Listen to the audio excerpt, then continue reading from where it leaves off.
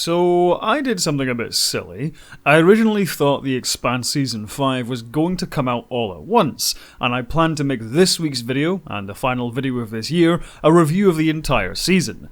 However, it turns out the Expanse Season 5 actually ends in February next year. So, after trying to come up with a new video at short notice, I simply decided to review the season premiere, the first 3 episodes of Season 5. Not ideal, but I'm still on an Expanse high from watching these episodes, and they're absolutely worth talking about. First of all, however, a shameless plug.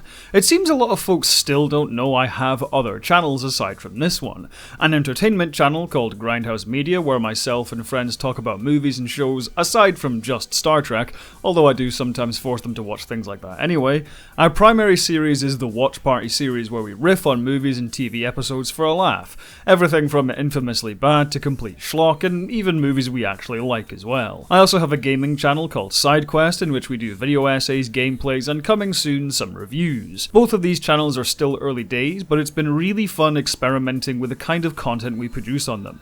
There's lots of good stuff coming in the new year, so be sure to follow the links below and subscribe so you can be the first to watch. With that out of the way, let's jump into the video. This kind of goes without saying at this point, but I feel like each season of The Expanse just looks better and better than the last. I don't know if it's thanks to funding from Amazon or the production team simply growing more confident, but Season 5 looks like it belongs on the big screen. It just feels so cinematic, every shot is gorgeous to look at, the direction is excellent, and the art department and visual effects teams have outdone themselves, and this is still early in this season.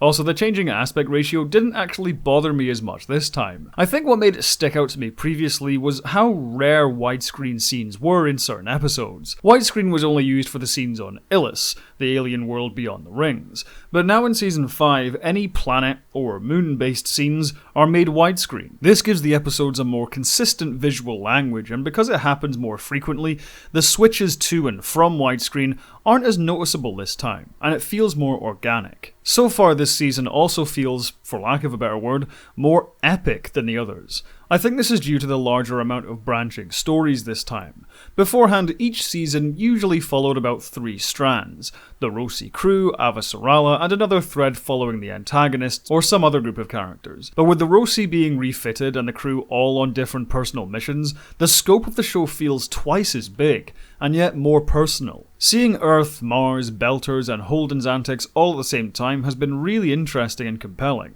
Obviously, we know all of these threads will come together at some point. Marco Inar's attack on Earth, Martian corruption, and someone going after the proto-molecule. We can see how this is all going to collide into some kind of major conflict. But aside from the epicness, these personal stories are fantastic. I love how darkly funny Amos's journey back to Earth was, fending off the quote-unquote insurance men and his reason for returning to his old neighborhood actually being very simple. It's all great. This is also the first time we've actually found out any solid information about his backstory, and the various flashbacks were really quite moving.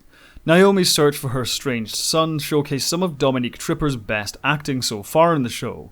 The scene where she finally reunites with her son, and there's that super long, quiet stretch where they just circle each other, brilliant direction and acting. Likewise, Kara G has been awesome as always as drummer. This is one of the rare times we've truly seen the character emotionally vulnerable as opposed to the badass Belter commander, although she is obviously still that as well. Honestly, this show is stuffed full of so many great characters I can't decide on my favourite. I'm intrigued to see what Bobby Draper and Alex Kamal get up to later in the season as well, although regarding the whole Cass Anvar behind the scenes thing, I'll talk about that more in detail in my season review. But so far, The Expanse Season 5 is great, and with Discovery's 3rd season also hitting its stride, I am a very happy camper when it comes to sci-fi TV right now. The Expanse Season 5 feels epic, and I'm super excited to see where this story goes. I haven't read any of the books, so I'm totally in the dark as to how it's all going to end. But not only does it feel massive in scale, the stories we've gotten so far following each character feels really personal and emotionally compelling. Right now, Season 3 of The Expanse is my favourite, but Season 5 looks like it could take the top spot. We'll see. Regular Jim asks, have you watched Macross or do you have any plans to? I don't know why, but I get so many people asking me to do videos on both Macross and the Gundam stuff. I'm afraid to say I have no plans whatsoever to do videos on either of those shows, or franchises. I've never seen either of them, and they seem like massive things to get into, and I'm not really sure where to start. Maybe I will do them one day, but right now I have a lot of other projects and videos on my list to keep me busy for quite a long time. I've still got to watch Space 1999 and Earth Final Conflict, for example. Those videos will be coming in the new year. Thank you for watching, guys. I did want to close out this year with a bigger video, but I suppose this will have to do. It's been a pretty, well, absurd or silly or dark or whatever year for all of us, out of the ordinary to say the least.